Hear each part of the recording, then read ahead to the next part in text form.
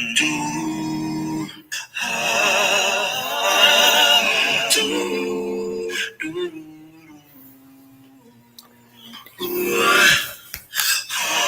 is my season for grace, for favor. This is my season to reap what I have sown. Yes, it is. Yes, this is my season for grace and favor. This is my season to reap what I have sown. Yeah. Listen, I haven't been perfect, no, but I sure have been faithful. Yes, I've been faithful. You see, God's got a purpose, no, and yes, I know He's able. I've got a seed in the ground that He's blessing. No more stressing. I've got a seed in the ground. Now I know Him, and now I can show Him. This is my seed for grace and favor. Yeah. This is my seed to reap what I have sown. Oh. Everything is working together for my good. Help me say, everything is working together for my good. It may look bad right now. Everything is working, but it's gonna work out together for my good.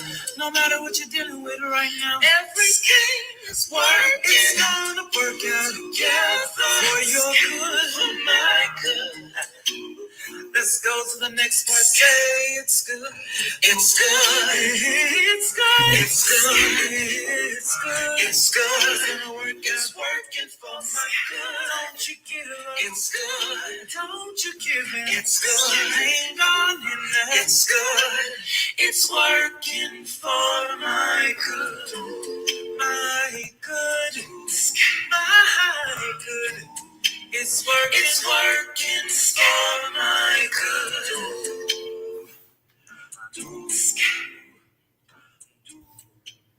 Happy Sunday, AgUP World family. We are here again. This is our industrial hemp month. So shout out for the Hemp Month, March. Yes. And tonight we are talking about hemp analysis. Just a quick recap of how our industrial hemp month has been going. We went through a history about hemp and then how it is developed throughout the history of America. We also went through our hemp manual, which is a guide to help starting farmers just have a basis of getting their farm plan together for their hemp farms. And we also had Alexis Harris with Harrison Consulting to come and visit us and tell us about how you as a business person in hemp could get started with her and her consulting firm. So we've had a pretty fortuitous month. Fortuitous. Gotta love intelligent people. Have those around us, right? So yeah, this month has been all about hemp. We're getting ready to put stuff into the ground. Got to make sure you got your background checks. Got to make sure you have your land identified, and of course your grower's license. We definitely like to make sure that you are prepared here at the AgUP World podcast, Agriculture for a United People. And it's just about us coming together so that we can get a bigger share of the market. That is very important. And so while we just, again, we're talking about hemp this month, we like to make sure that you are prepared to become a grower for this season, 2025. It's look like, when we look at the data since 2019, 18, when they first started to allow the grow of cannabis in the industrial hemp form, there was like a real spike of people who wanted to be growers and getting into the business. So it's dwindling down now as people realize that CBD was a super saturated market. But now our eyes are open to bigger checks. And so that means we're talking about fiber now. So, yep, just glad that, again, hemp has been open to Georgia. We can do it here. You can even do medical marijuana as well. You have to definitely have a license and permit for that. And then, but yeah, just for those who are growing, CBD is still an important product, okay? It will replace opioids. It will replace anti-anxiety meds. It is cannabinoids that connect with the cannabinoids already in our bodies and helps bring a balancing. And so CBD is not going anywhere. So if you want to grow for CBD, we encourage you to do that as well. So if you are going to grow, we got the right person for you. In Georgia, they do not just allow anybody to test your crops, okay? They have to be a certified lab in order to do that. And so, lucky for us, we are glad to just let you all know that we have one of the only SJ Lab Analytics here with us tonight to discuss just that whole process, the certificate of analysis, what you need to do, pre-planning for testing. And she's going to go through all of that. We're just real lucky again to have her.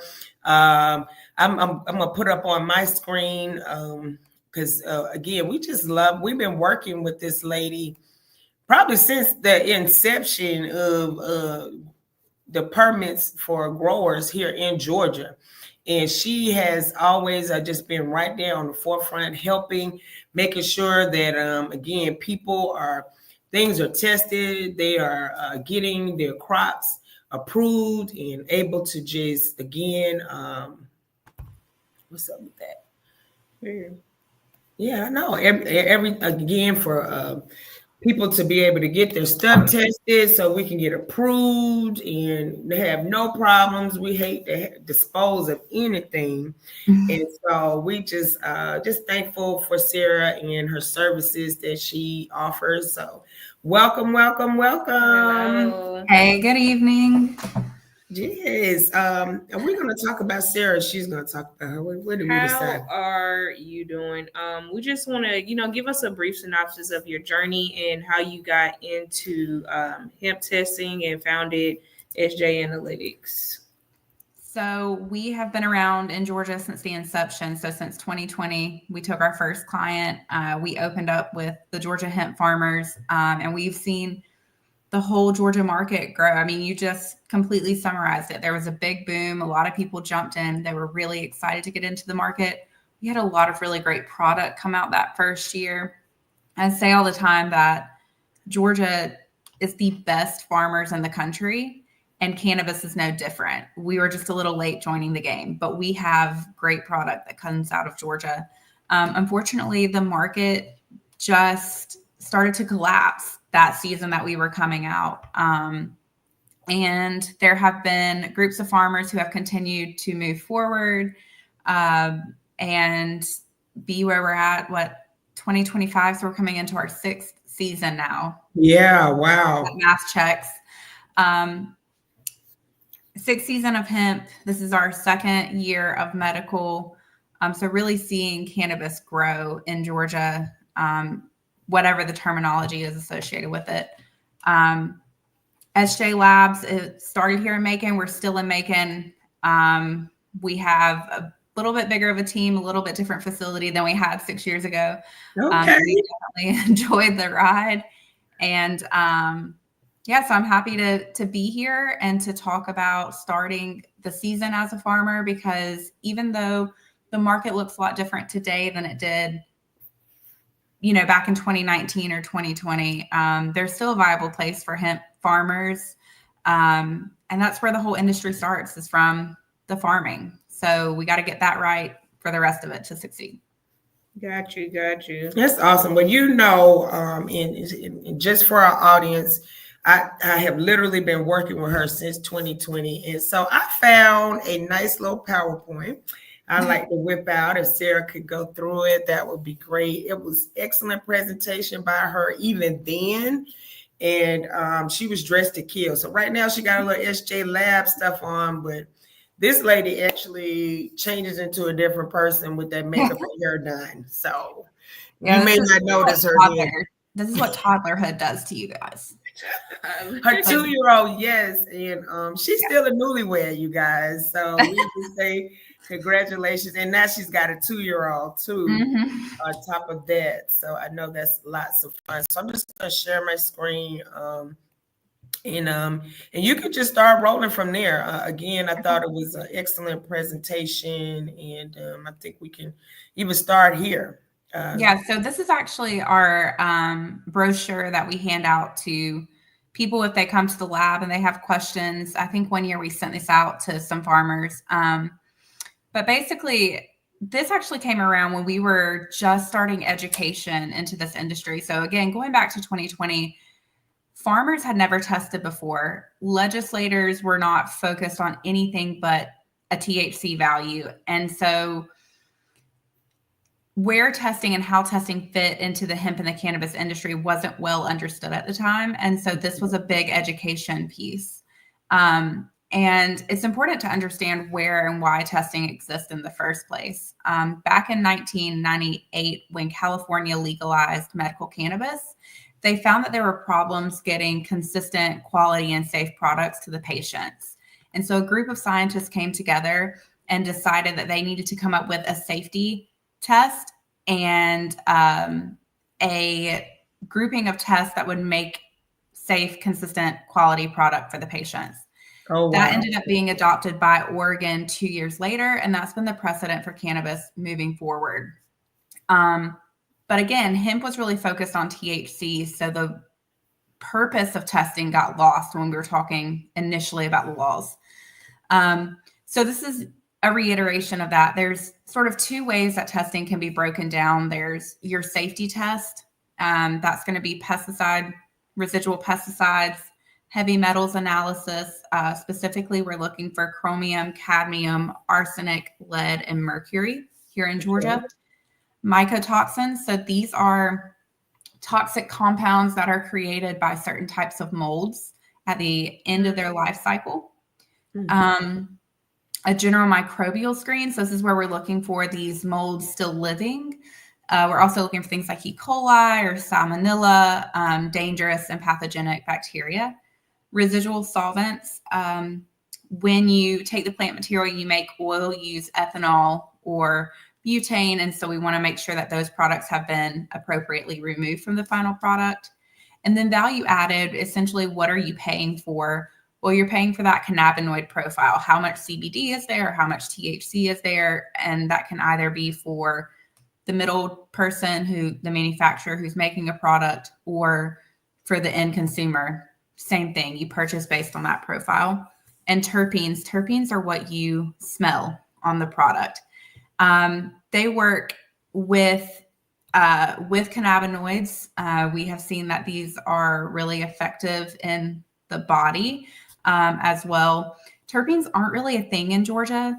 And in fact, nationally, we've kind of seen that fall off. We know that they're important in the body system and how we feel it working for us.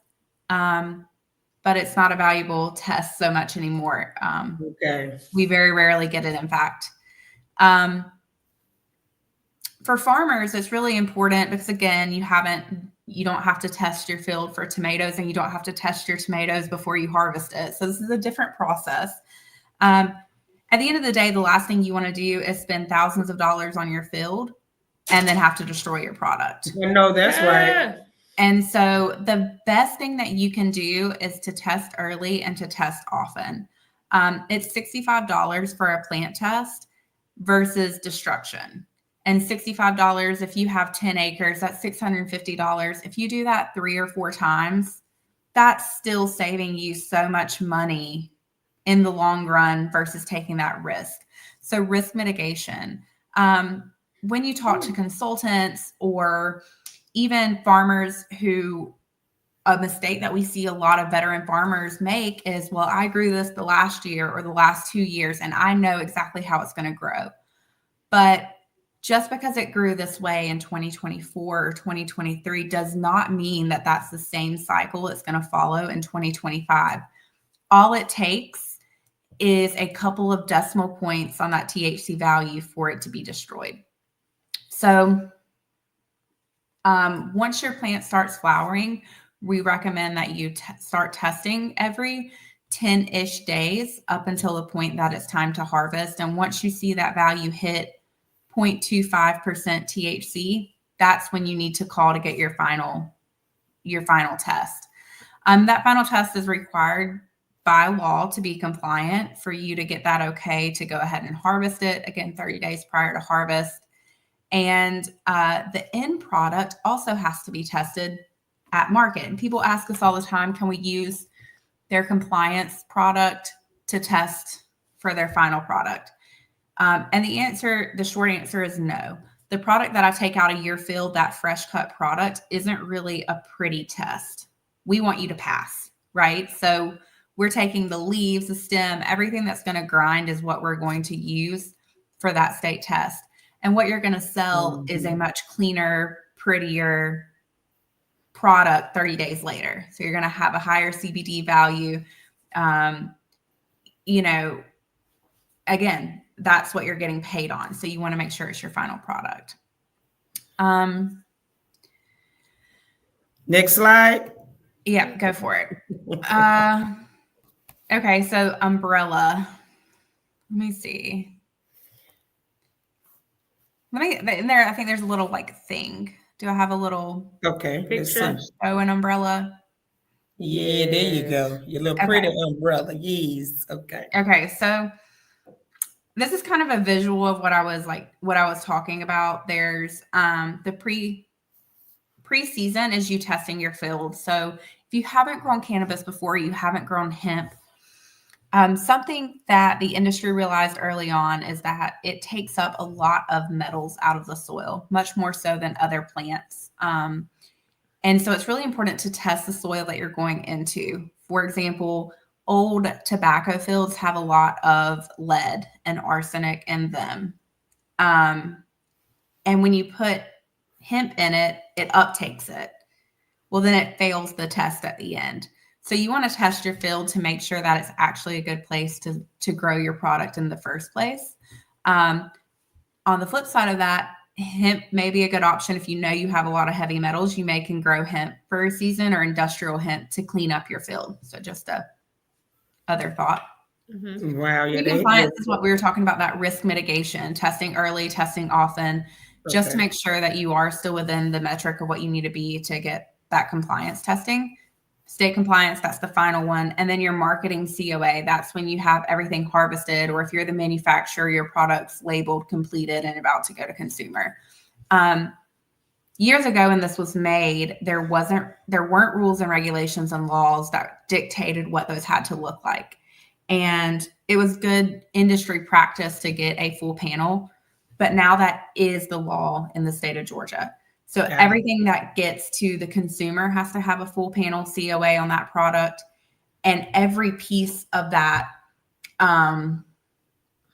manufacturing process has to have a COA at every point. So when the farmer sells it to a processor, they need to have a full panel on it that processor purchases from.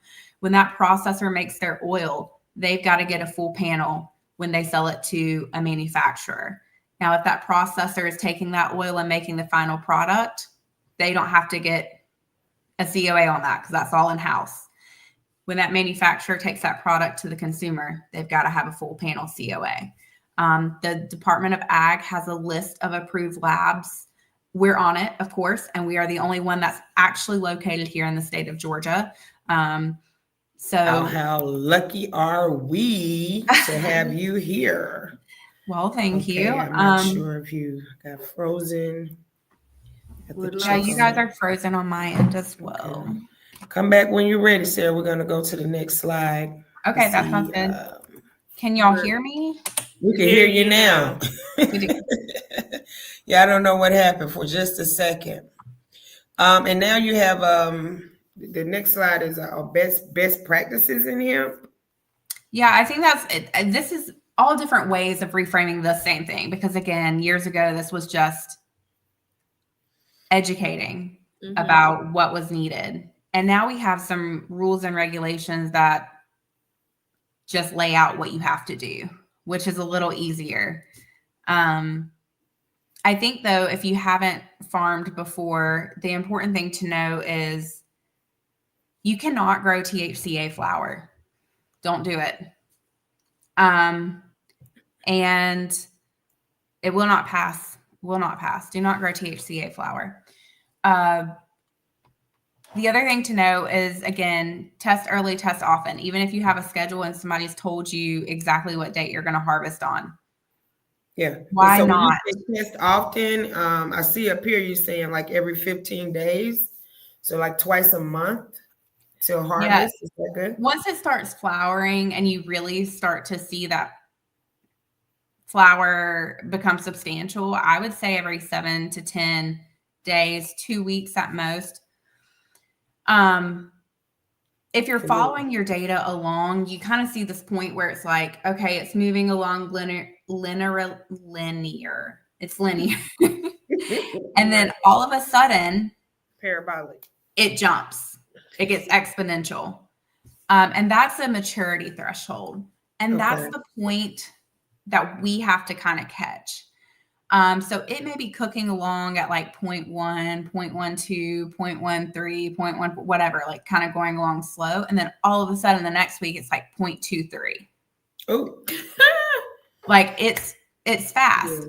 And at that point, it's the 0.25. That's when you need to call the state and get a sample out there. Now, it's also really important when you're taking a sampling that you don't take a piece that's like this big, right? When the state comes and when we come and sample, we're going to take like 8 inches. We're going to take a cutting. That's what the USDA tells us. And it's going to be near the top. So if you want to make that data representative of what we're doing, read the USDA guidelines on sampling. We're going to be taking 8 inches somewhere from the top. If you have a primary cola, we have to take the primary cola. So top your plants. You have a better chance of succeeding if you top your plants. If you don't top your plants, you've got to we're glad that you've been in this for a good little while, so you could definitely make sure that our crops don't go hot and that that we get the COA that we want going into harvest. Right. I'm not sure. This is probably a little outdated. We don't really sell this package anymore. This was like a harvest package kind of to plan your idea of what it was. Yeah. And this is still a good tool to like understand what you may need to spend per lot for testing. It's still probably going to be about $1,200 per lot that you'll spend between pre-testing, in-season testing, compliance, and the full panel. So when you're making that budget, make sure you're budgeting for testing as well, because you are going to have those throughout the process. Yeah, and I just thought that this was just good. And we know, since this is old, that the cost may have gone up, but this is a good estimate anyway, just to kind of for people who are getting into it. Of course, if you've already been growing, you've already probably met Sarah. But this is definitely for people who are thinking about getting into it. What are the costs looking like?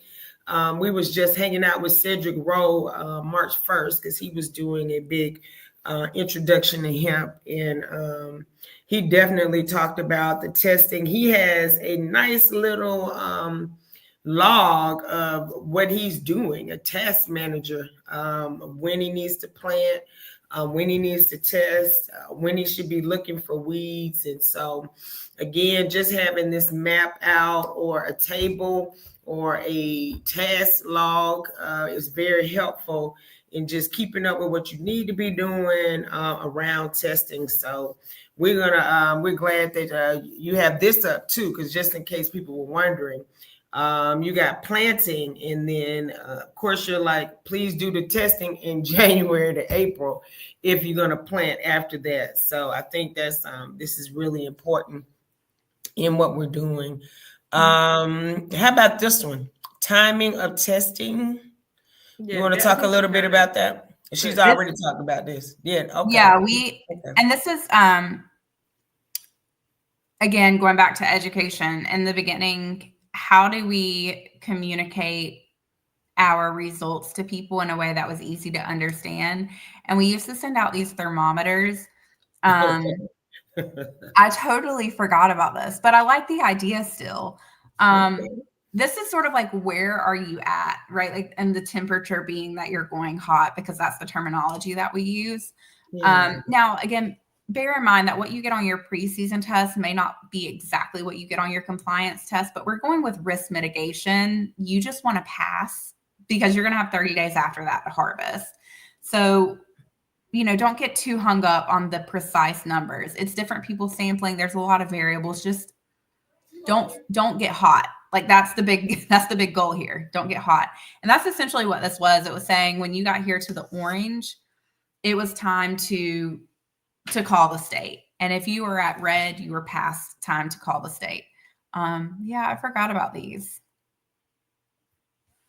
I know. I think they're so cute. Yeah.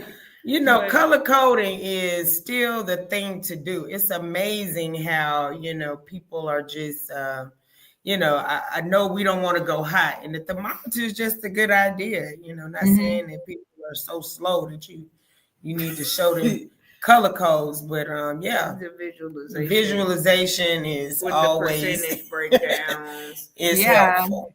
Yeah, I totally forgot about that. It's funny you mentioned the color coding thing though, because that's actually one of the things that we do differently in our lab than I've seen in other labs that I've visited. Okay, say that again. Color coding is something that we do a lot of in our lab. Sarah, we lost you on the color coding. Can y'all hear me now? Hello? Okay, we're back. Okay. So, the color coding is something that we do in our lab.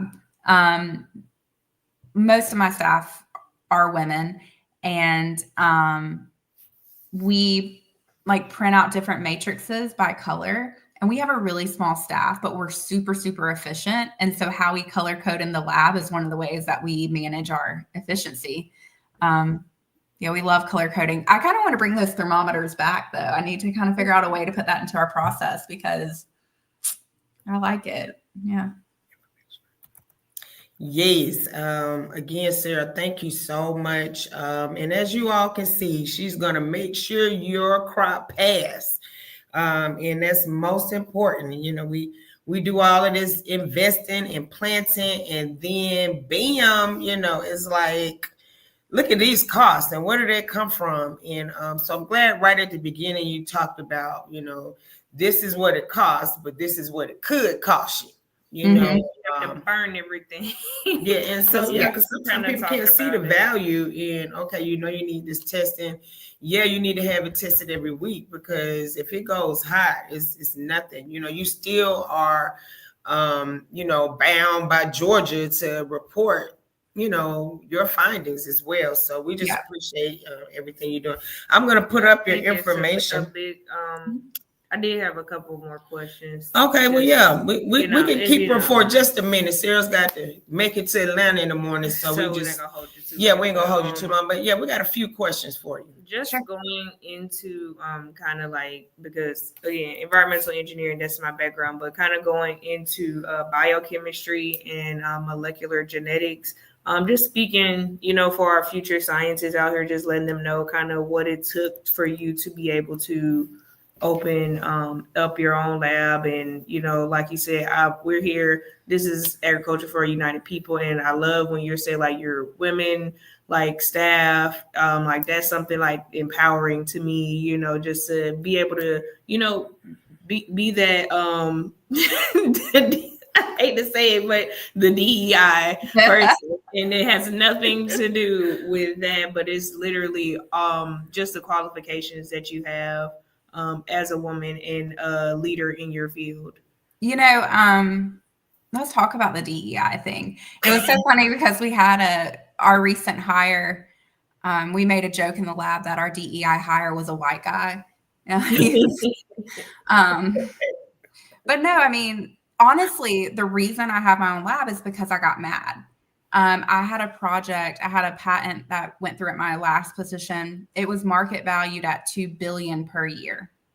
And my company ended up reorganizing, and they took this project. I was always the youngest one at the table at the time. I was still in my 20s. I was the only girl at the table, or young woman at the table. And this project got sent up to our other facility in Atlanta. And this guy got his name attached to it. Well, 2 weeks later, he came to me and told me that I needed to do the work and basically tell him what was happening. And this is like, I did the mechanism. This was my work. And I went to HR and I said, look, either pay me what you're paying him and give me the credit, or I'm going to walk. And they came back a couple weeks later and they said, they're reorganizing and they couldn't promise anything right now and this and that. And it was really clear that whoever was making the decisions had gone to this person, had asked them, can you do this work? Is it really your work? And they said yes. And that wasn't the truth. And that was clear, when they came back and talked to me. And so I did just that. I left. That was in October of 2019. And this guy was getting paid like $70,000 more than me, like not a little bit, right? Mm-hmm. So October of 2019, and the hemp rules in Georgia were approved January 7th of 2020. So I got to have the holidays with my family. I went into my laundry room. I worked on another project that I have that we're now coming back to get into the hands of some folks. Another invention that I have. And I just got mad and I didn't have anywhere else to go. And I wasn't going to work for anybody else. And I was tired of being the only woman at the table. And I was tired of being the youngest person at the table because nothing I said was going to get heard unless it was validated by some guy sitting there who was, close to retirement or whatever. So I was mad. Right. And I feel like one of the things that I'm most proud of about my company is that I've always hired the person who was most qualified for the job. But in my experience, it's been the women who I've interviewed who have been most qualified for the job are the best fit for our culture. And I've always been really intentional with the culture that we build at the lab to be empowering. And I feel like when you walk into our lab, you can tell it's different. You can feel it's different.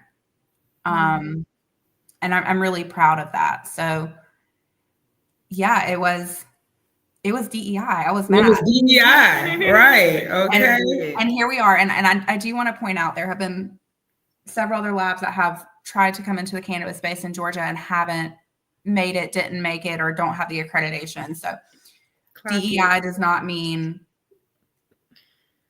less qualified. In fact, we had a harder journey to get there. Right. Mm-hmm. But here we are, and really proud of our journey. Yes. Well, we're really proud of you, Sarah. This is March, not just Hemp Month for us, but it is Women's History Month, and you are definitely going down in history. We can't get a street named after you, but yes. Everybody knows you. If we're getting into hemp, they know who you are. You definitely made an impact on people. They love working with you. I never hear anything negative about you. That's kind. Yes, and people, like even when we had showed up in 2020, and people was like, "Oh, that's you. You're this Sarah. You're that lady." And it was just so cute just to see that, when people put a face to the work, and it's Sarah, how they still was just so excited and happy and welcoming, and because it's still about the business. We believe in standing on business over here. Mm-hmm. It's not about male, woman, color, all of that. We want the best person for the job. Mm-hmm. It still amazes me how we keep getting away from that. So this whole time, I'm always pushing paperwork. And what do you look like on paper? I can't tell what color you are or origin is. I could not even from the names these days. But I can tell your work ethic. I can tell your experience.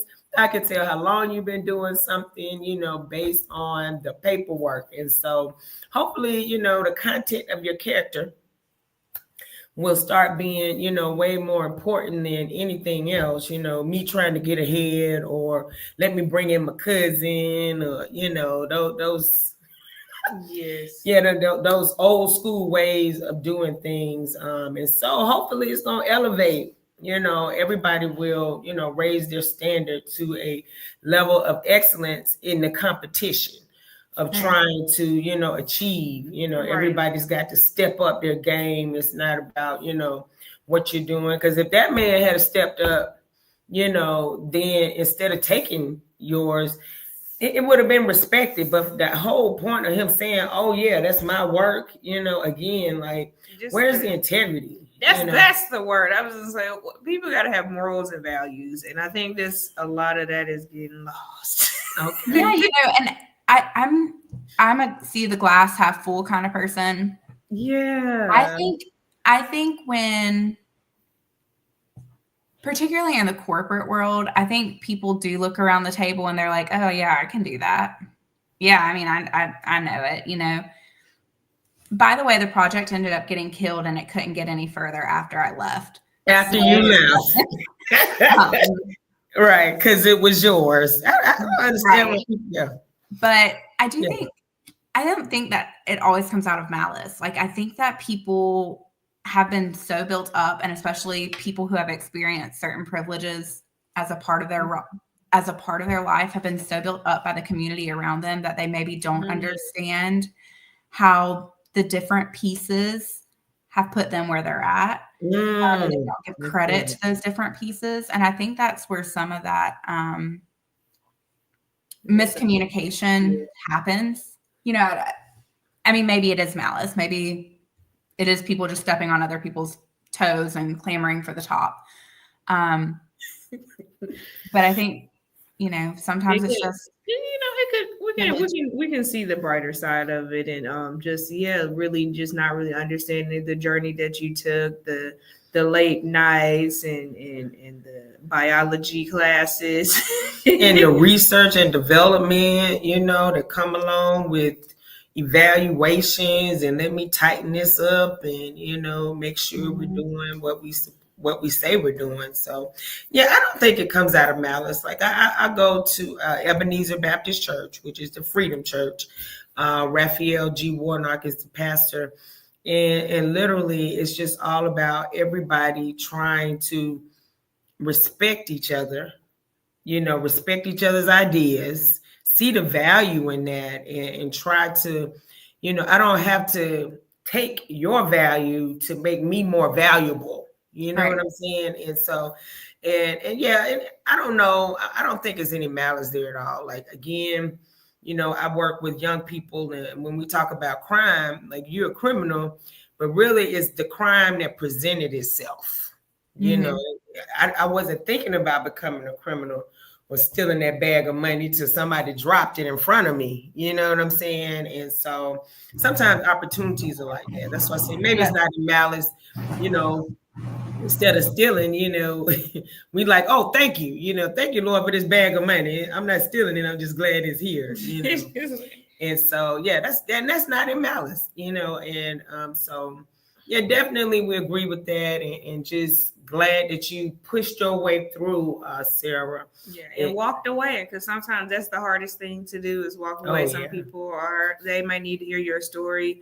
And they're dealing with something similar. So we really do appreciate you sharing and giving us your unfiltered background story. Yes, we love to hear it, and we love to inspire others. So yeah, if you're in a situation where you feel like you're being stepped on and pushed to the side and possibly not maliciously being used, just go ahead, take it from Sarah, and walk away. And And your life is gonna be better because you are a game changer. Okay. I'm glad you walked away. Where would we be, Sarah? Still trying to figure out. We probably have to get tested from another state. Somebody, reality. right. We would have had to go to a different state. So glad you stepped away because I see that time and you walked away in October and everything started cranking up right here in 2020 like that. So yeah, timing is everything. And and just knowing your time, it was just right on time. So of course we wish you many blessings and your labs to grow in multiple places. We are still pumping out growers. So don't you worry. Like it might be going down, but it's going back up. Like, I definitely believe it. I do think that the market stabilizes. I really see opportunity for growers, especially in the 2026 year. I think that's going to be a big opportunity for growers to start getting back into hemp here in Georgia. So yeah, I can't wait. And even how you were just kind of touching on like soil remediation. That's gonna be a big thing too. We were kind of talking about like the multiple uses of hemp and like the building materials and all of those things they're making their way back into it. Yeah. But don't feel as if like, oh yeah, no, I don't CBD. I got to get my terpenes and cannabinoids to a certain level. Like this is industrial hemp, and we're talking about just growing it just to grow it, just for the beautiful plant that it is. So yeah, just be open to all the different pathways that you can do within this industry. Like we had our business side, we have our lab side, we have people. You do not have to have growers, right, to ground to be a part of the hemp world. So yeah. Yeah. And we're all a bunch of nerds, Sarah, if you didn't know. That's why we're so late at night, because we want to make sure that people are getting good information and we don't feel cramped by, the 8:00 time show and things of that nature. Because we have a great audience, believe it or not. Even without hardly any advertising, because we're real new at this.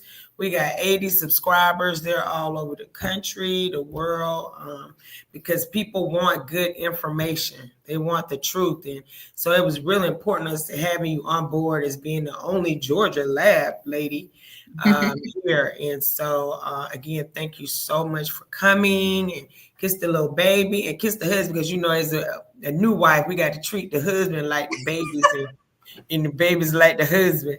So, but yes, so just congratulations all the way around. And yes, thank you so much. And we have up on the screen right here, SJ Nichols lab, SJ Labs Analytics. And of course, the address is in Macon, Georgia. But she does come out because we do have a new address now. So if you want to send in materials, that is still our number and email. So give us a call. And we'll get you the new client information packet and the instructions on how to ship your products in, or stop by the lab and say hello. Okay, that sounds great. Again, that's SJ Nichols at SJ Labs and Analytics.com. And her phone number is 478-259-7564. And I'm sure it's already locked in to a lot of people's phones. So thank you guys so much for the opportunity to come talk to you. And just let me know if y'all have any questions. And y'all have a great evening. Thank you. Good night. Bam. Yes, it is so good having Sarah on here, and it being Women's Month, to hear her story of how she got into this thing. And DEI is real. When we think about the struggle with color and race, but there was a struggle even before that for men and women.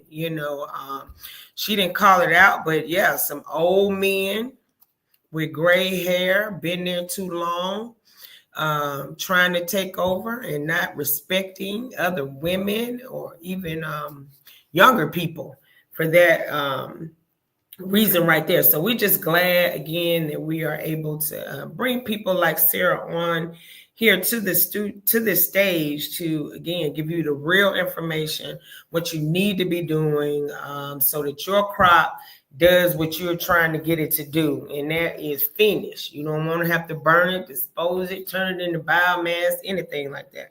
You are just just following those that little hemp protocol that she gave for testing. Test often, test frequently is always good advice. And then, of course, pre-planning. That's why we're doing this thing in March. Normally, a full grow, we put things in the ground in July.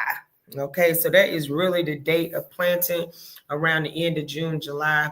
But we do need to get the prep things in place, pre-planning, pre-testing, soil testing, background checks. Again, a lot of things have to go into play. Farmhand, get your accountant. Yep, your farm number. You got to get all of that in place. Identify exactly longitude, latitude. Of course, we went through all of that. And then, call a consultant like Harris Consultant. They definitely could tell you some end games for your crops. As you can see, too, that hemp is good if your field is full of the wrong things. And NRCS uses it right now as cover crops. So to save soil, to save nutrients. So it is always, again, a great plant, and it is a cash crop. We like that word, cash crop. And so we definitely want people to start getting into industrial hemp. It grows anywhere, in the sand, in the pots, in the coal. Yay. So definitely industrial hemp is the way to go. So thank you guys again so much for staying with us and listening in. We really appreciate all of our viewers and everybody who's watching. We we're putting out good information. Agriculture for a United People. We are planting, growing, and harvesting together. So in Ag Wealth, that means get into this industrial hemp. Research, see where you can, again, fit in. We just was talking to Sarah, who is the lab lady. And then we had Alexis on here, who does business consulting. So yes, there is, again, a number of areas you can get into when it comes to this hemp. Next week, we're going to bring in some farmers, some growers from other states, and for them to kind of tell you what they're doing in their states. And everybody's looking to see what Georgia's going to do, what we're going to do next, what is going to be our push here in Georgia, because, we're number one for agriculture. So, keep in mind that, Yeah, no, we in that good soil, that good sun weather. The only thing you might have to worry about is that moisture. So make sure you get your what did she say? Mycotoxins. Michael Tyson, TYCIN. I just seen how it was spelled. I don't know. So yes, we might be worried about a little mold issue, but just keep it all that up to par. Just saying, being in excellence, like doing everything in excellence, doing your farm. You want to start off well. And so you are in the right place to educate yourself. And we're so happy to have you, like, really, just really tuning in. Because this is something that we enjoy. We enjoy, sharing the knowledge. We're here to do our best to support other people. Speaking of supporting other people. Okay, Georgia Hemp Association, and we were trying to get them on this month as well, because they are the advocate that actually goes to the Capitol to say, hey, we need you to change the laws. Please stop locking us up. Let all the people out that have been growing hemp. Can you do that? And so they got a big event in Atlanta at the Capitol March 20th. So that is this week. They're calling it Out of the Trap Day at the Capitol. And I think they're going to be smoking on the Capitol steps. Or maybe there's a little garden, green space area right across the street. But yes, day at the Capitol. They are definitely, we're going to have panels. They're going to share. Bates is going to be there. Sunday Jones, Dr. Roz McCarthy, Donetta Wells, Big Bank, Kyle Brown, Evan Hall, Jensen Hill, Robert Root, McClendon, Anthony Reed, Scotty Smart, Hemp Advocacy Fair. Okay, and Pink Plains will also be there too. Shalia Lucky Johnson. Pink Plains is also a great sponsor of accessories. And then we're going to look at the policy overview. Chris Brown and Michael Coach Harris from Georgia Hemp Association, and Chris Brown by Georgia Cares. And they are, again, advocacy groups for hemp here in Georgia. So they're always at the Capitol doing things. But so just keep that in mind. So they got an Out of the Trap Day. That'll be March 20th, 12 p.m. And so, yeah, there's always stuff going on. If you want to be interested in hemp, education is always good. So going out there March 20th, 12 p.m.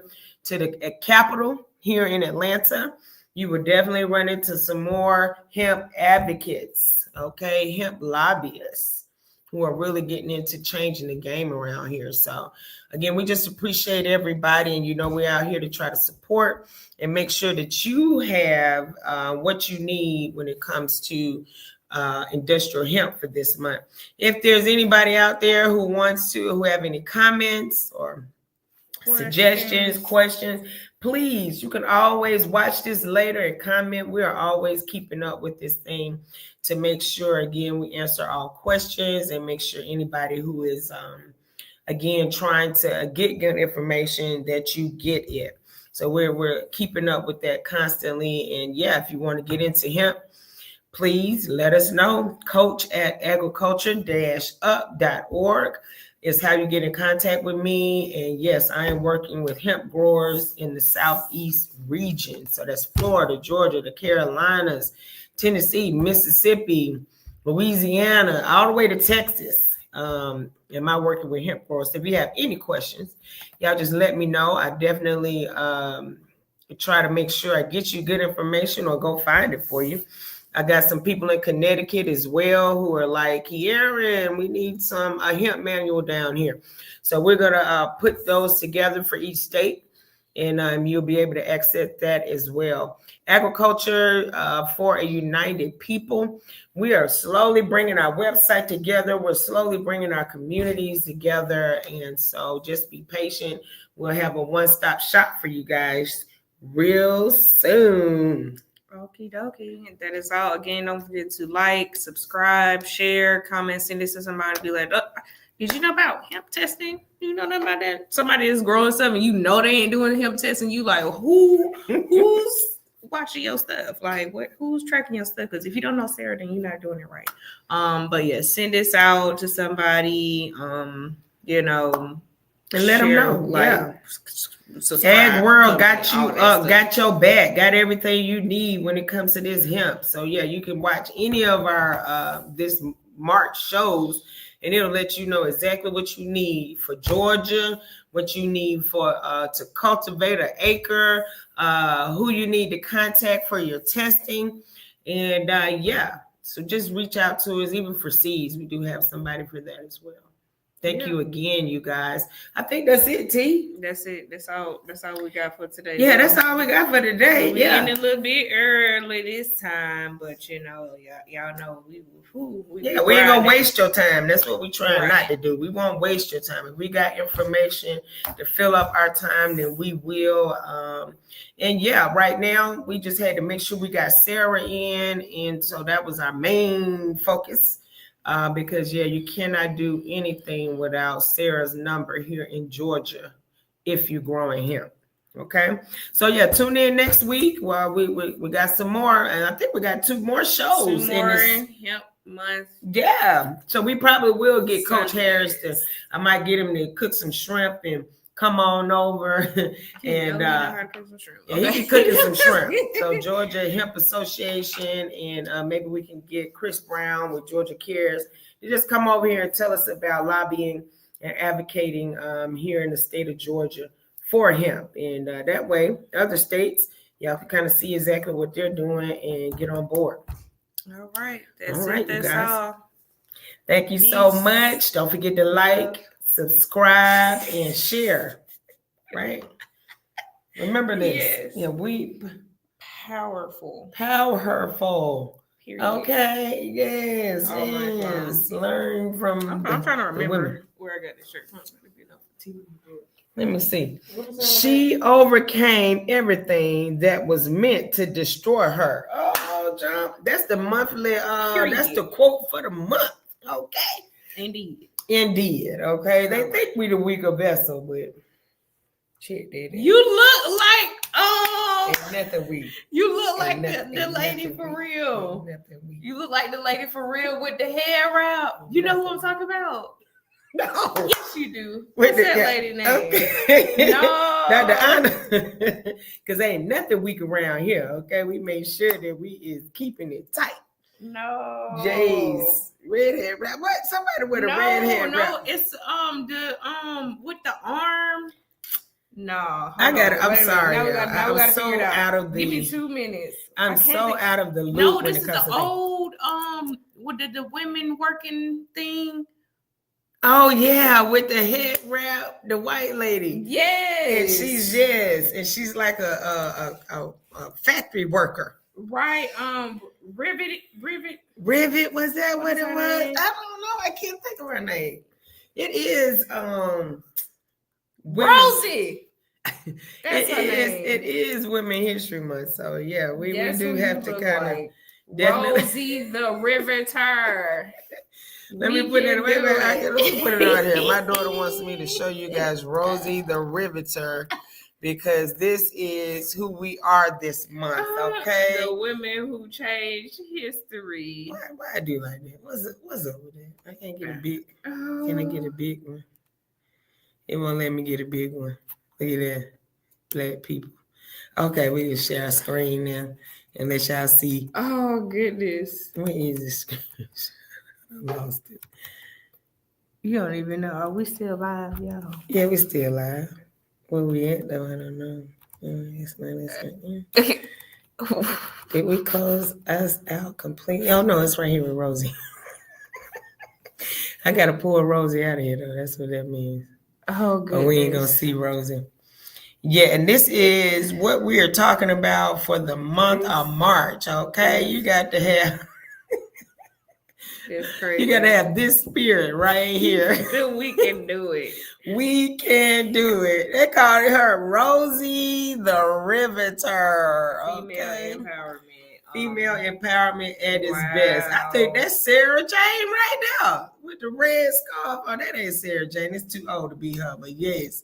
Who they got over here? Sarah Myers. That ain't Sarah Jane, but yes, Sarah Jane definitely walked away from her old job, and I think she had a bandana on and roll her sleeves up. Bam. Okay, because we can do it. So women, y'all keep that in mind too. Even though they like to celebrate us once a month, once a year, that's okay because our strength is throughout the year. It's something that we carry forever. Real women juggle. I think the word multitask didn't even come around till they talked to a homemaker and found out all the different things that she can do. So don't let anything stop you from moving forward. Don't let anybody who's old and gray-haired and in a suit tell you what you can't do. Don't let anybody make you feel smaller than what you are on the inside, okay? And then have this picture in the back of your mind, okay? Because women, we are strong, and no matter what anybody tells you, we can do it. All right. So yes, me and my daughter doing it. AgUP Podcast, we doing it. Not scared, unapologetic, unafraid. All of that good stuff. That's what we doing around here. So yes, you guys, again, thank you again. I feel like a Baptist preacher. Let me end this thing one more time. No, for real. How many times have we said let me like, comment, subscribe? Yeah, like, comment, and subscribe again. Industrial Hemp for this month. Yes, again. Yeah, I do. I feel like that because I got today, but that's how it was for real. I got to bring it back one more time. It was like I can read the room. I half of the people that walked out already. We was doing a march, and everybody had to get out their seat in March. So it was church. Okay, we had church. Yeah, church. Yeah, and we love it too. Again, 133 years at Ebenezer Baptist Church. 139. 139. Oh, Yeah. girl, I've been a member that long. 139. And that just shows you the resilience of our people. If anything that we put our minds to, the Black church is still around. It did not dismantle. It did not just dissipate into other religions. It's still here as well. So just recognizing again the strength that we have as a people. And that don't mean just Black. That just mean human beings. You know, there's a lot of folks trying to put us down and cause us to feel less than what we are, no matter who it is. If it's in your house, is at your job, is in your community. Do your best and let God do the rest. I promise you, okay? I don't even got it all. I don't. No one does. And but And sometimes we that's do have okay. something to share. You may- okay. Yeah. You We have what we have. You got what you got. I got what I got. You got what you got. I got what and you God got. and bless it. And two shall agree. Yes. Bam. That's all It's you need. done. Bam. Okay. And it's done. And it's So, done. yes. We're gonna close out for We're gonna close out for Good it. night. Okay, good night, everybody, and see you next week. Industrial Hemp Month. Bye. Peace.